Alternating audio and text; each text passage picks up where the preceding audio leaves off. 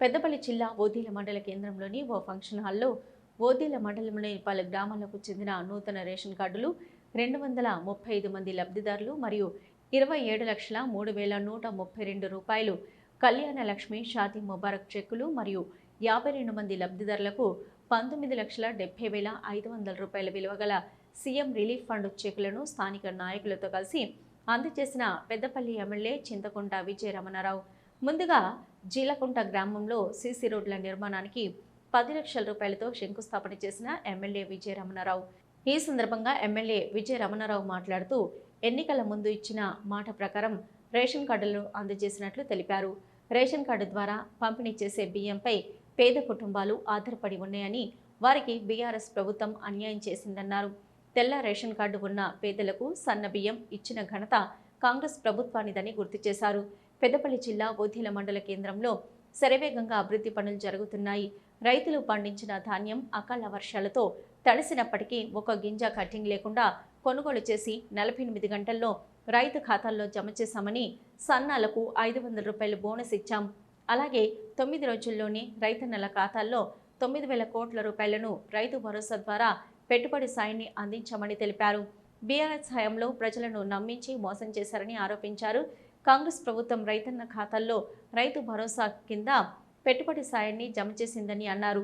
అలాగే రైతన్నలకు 21,000 కోట్ల రుణమాఫీ ఏకకాలంలో చేశామని తెలిపారు.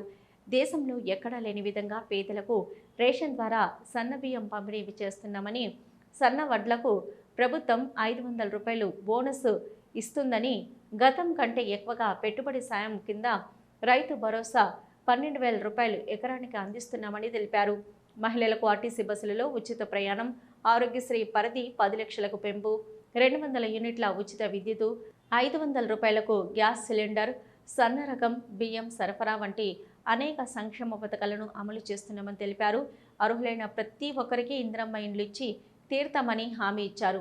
ఇక పెద్దపల్లి జిల్లాకు 38 కోట్ల రూపాయలు సన్న వడ్లకు బోనస్ ఇస్తే కేవలం పెద్దపల్లి నియోజకవర్గ రైతులకు 31 కోట్ల రూపాయలు బోనస్ చెల్లించమని పేర్కొన్నారు. గ్రామాలలో మౌలిక సదుపాయాల కల్పనకు పెద్ద ఎత్తున నిధులు కేటాయిస్తున్నామని తెలిపారు.